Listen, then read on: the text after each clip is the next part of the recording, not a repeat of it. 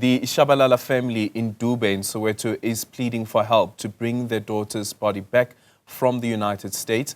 Thobile Tshabalala, who had been working as an au pair, died in hospital after struggling to raise funds to return home when she fell ill. Newzroom Afrika's Nqobile Madlala joins us now live from the family home with more details. Nqobile, a very good morning to you. What's the family telling you about what happened?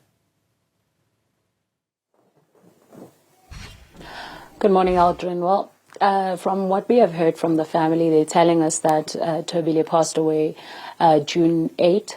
This was in Ohio, and of course we understand that by that time she was separated with the family that she was matched with previously. This is of course as she had cited that there were issues with regards to safety, and she had then reached out to the au pair to ask them to sort of mismatch them in the meantime. But I want to bring in the family to give us more details, because for anyone who's in South Africa, this is something that would be very difficult for the family. But you have turned to social media to ask for assistance.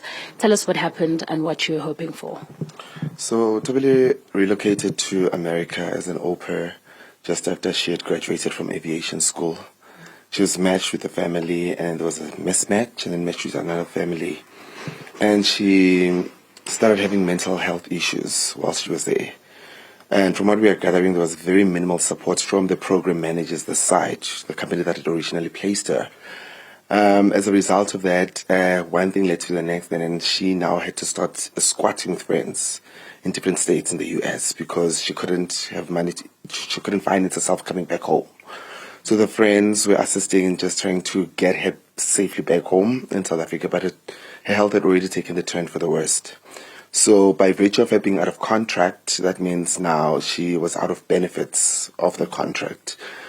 One thing led to the next, and then from New Jersey, she was with a friend in New Jersey, just from Arizona in Phoenix, went to another friend in Ohio, in transit to meeting the friend who had promised to give her money for a return flight back home. She passed out. Quickly was admitted to a hospital in Ohio called Genesis Zineville. And in a space of few hours, because her mom had communicated with her via WhatsApp, communicated again on the Friday, and on the Saturday she was out of reach. Next thing we knew was that by 12 midnight, we got a call from the hospital that she's not responsive.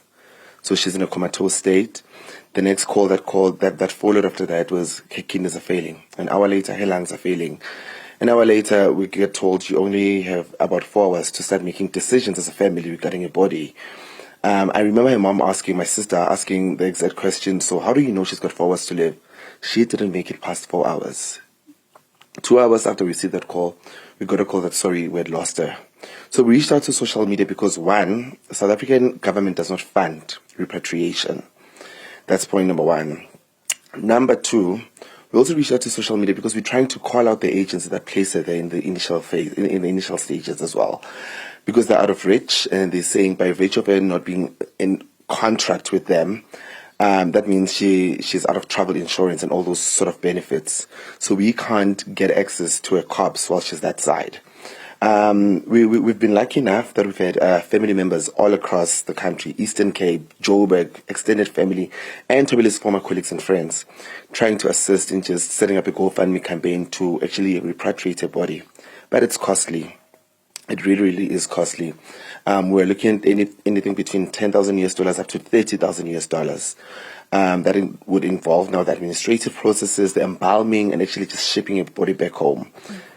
I want to ask, in her passing, do you know what caused her passing? Have they given you any details from the hospital?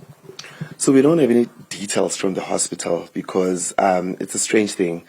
The hospital, when we contacted them, said by Ohio state laws, they're not allowed to send or receive emails. But I said to them, listen, I am the direct uncle. We need to know the details as to what happened. So we don't have a direct medical report from them. But what we do have is from the agency side saying, listen, we got a prognosis and diagnosis from the hospital saying it's pneumonia and sepsis. So we're at loggerheads now trying to understand and piece the pieces together as to really, really what happened to Tobilia. And at some point after her passing, her body was nowhere to be found. that's when now we started involving the South African consulate that side, and we had to grant them power of attorney in helping us locating the mortal remains of Nqobile. And they've done a good job so far, but we're still stuck because we don't have access to the body. You obviously have options in terms of trying to get her this side that has been told to you. Can you give us an idea how much you need in order to be able to get her mortal remains? So in terms of options, there was only one option presented to us in terms of getting this side. It's repatriation. And the other options were a pauper's burial or cremation. And traditionally, there's just a whole lot of dynamics there. We are really looking at the margins of roughly around 300 and something thousand rand just to get a body this side. And some people have been asking, so what of the GoFundMe campaign that is happening? We are not managing that as a family. Someone else is managing that on our behalf. So we don't have direct access to that. People are asking about the savings.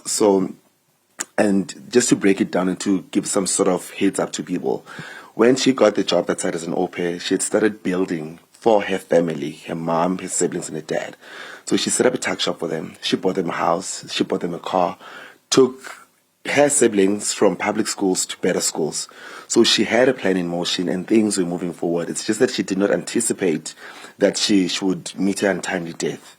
And she was under, in my assumption, under the impression that because I am under contract with an au pair, so some insurance benefits should be able to kick in should anything happen. But then now, in that space of her having mental breakdowns, she was coerced, so we say, into making a decision whether or not she's continuing with the program. And immediately she said, no, I can't continue. And that is when she was out of a place to stay, no place of safety.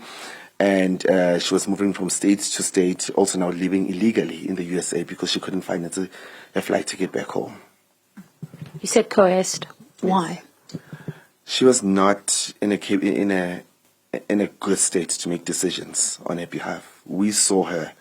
I mean, at some point in time, the mental illness got intense. I remember there was a time when a friend video called us. Tobilia had gone to the airport with no flight ticket, nothing whatsoever, in the middle of the night, past midnight, saying, listen, I just want to go back home.